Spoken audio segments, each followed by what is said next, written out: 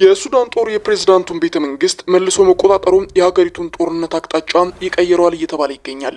የሱዳን ጦር ወታደሮች የፕሬዝዳንቱን ቤተ መንግስት መቆጣጠራቸውን ተከትሎ በዋና ከተማዋ ካርቱም የሚያሳዩት ፍንጥዚያ እንደዚሁም በቅርብ ወራት ውስጥ የተለያዩ ግዛቶችን መቆጣጠራቸውን ወሳኝ የማጥቃት እርምጃ ነው እየተባለላቸው ይገኛል። የሱዳን ጦር ኃይሎች በጦርነቱ ለመጀመሪያ ዋና ከተማይቱን መቆጣጠር ተስኗቸው ከፈጥኖ ደራሽ ኃይሉ ወይ ደግሞ RSF እጅ ፈልቅቆ ለማውጣት ለሁለት ዓመታት ያክል የዘለቀ ጦርነትን አድርገዋል። አሁን የፕሬዝዳንቱ ቤተ መንግስት በእጃቸው አስገብተዋል። የተቀረው የዋና ከተማዋ ክፍል ደግሞ በቁጥጥራቸው ስር ለማዋል እየተዋጉ ይገኛሉ። ይሁን እንጂ ጦርነቱን ለማሸነፍ በጣም ሩቅ መንገድ ላይ እንዳሉ የፖለቲካ ተንታኞች እየተናገሩ ይገኛሉ። ታሪካዊ የሪፐብሊካን ቤተ መንግስት የሀገሪቱን ስልጣንና የሉዓላዊነት ምልክት ተደርጎ እንደሚቆጠር ይታወቃል።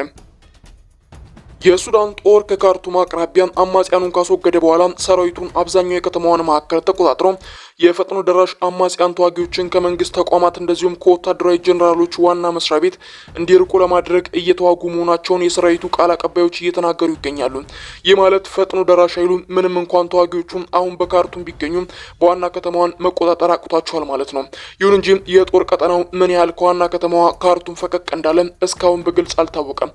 የፈጥኖ ደራሽ ኃይል ተዋጊዎች አሁንም በመሃል ከተማዋ ዙሪያ ተበታትነው የሚገኙ ሲሆን በአውሮፕላን ማረፊያ በከፊል ይገኛሉ ተብሎም ይጠበቃል። ከቤተ መንግስቱ በስተደቡብ ያለው ግዛት በቁጥጥራቸው ስር እንዳለም ይነገራል። ሰራዊቱም በከተማዋ የቀሩትን የፈጥኖ ደራሽ ኃይል ወይም ደግሞ RSF ኃይሎችን ለማስወገድ ሲሞክር ደም አፋሳሽ ውጊያ ይካሄዳል ተብሎ ይጠበቃል። የፈጥኖ ደራሽ ኃይሉ ምንም እንኳን የመከላከያ ኃይሉ ቢዳከምም መልሶ ማጠናከር እንደሚችል ከወዲሁ እያሳወቀ ይገኛል።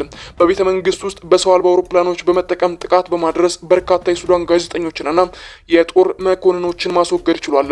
የሱዳን ጦር በዋና ከተማ ሙሉ ድልን ከተቀዳጀ የጦርነት አቅጣጫው ይቀየራል፣ አሊያም በሁለቱ ተፋላሚዎች ወገኖች መካከል የግዛት ክፍል መፈጠሩ አይቀርም። ይህም ልዩነት ይፈጥራል እየተባለ ይገኛል።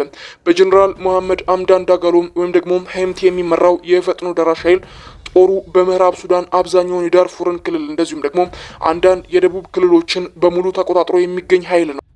እንደ ኢሮፒያን አቆጣጠር ሚያዝያ 23 በመካከላቸው የነበረውን የስልጣን ሽኩቻ ወደ እርስ በርስ ጦርነት ከማምራቱ በፊትም ከሁለቱ የጦር አዛዦች በጋራ መፈንቅለ መንግስት አድርገው ወደ ስልጣን መጥተዋል። ሰራዊቱም ካርቱምን መቆጣጠሩ በፈጥኖ ደራሽ ኃይል የተወሰደበትን ማዕከላዊ ሱዳንን ሙሉ በሙሉ መቆጣጠር ያስችሏል። ምናልባትም ይህ ድል የሱዳን ጦር በጀነራል ሄምቲ ጠንካራ ይዞታ በሆነው ዳርፉር በተለይም ለአንድ ዓመት ያክል በፈጥኖ ደራሽ ኃይል ከበባ ውስጥ ያለችውን ኤልፋሽር ነጻ ለማውጣት እንዲነሳሳ ዋነኛ ምክንያት ይሆናል ተብሎ ይጠበቃል።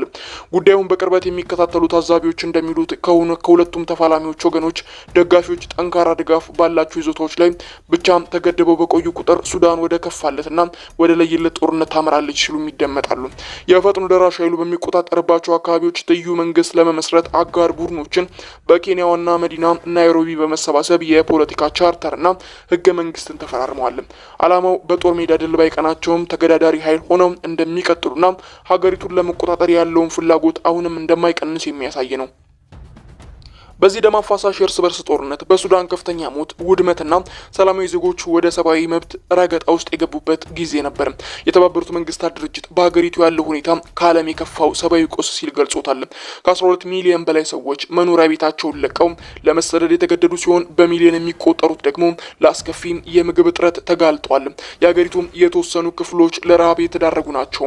በፈጥኖ ደራሽ አማጽያኑ ከፍተኛ ረገጣ የተፈጸመባቸውና የሱዳን መንግስት እርዳታ ላይ እገዳ ተጥሎባቸው የነበረው ካርቱም በቅርቡ የረሃብ ወላፈን ይገርፋቸዋል ተብሎ የሚጠበቀው አካባቢዎች ናቸው።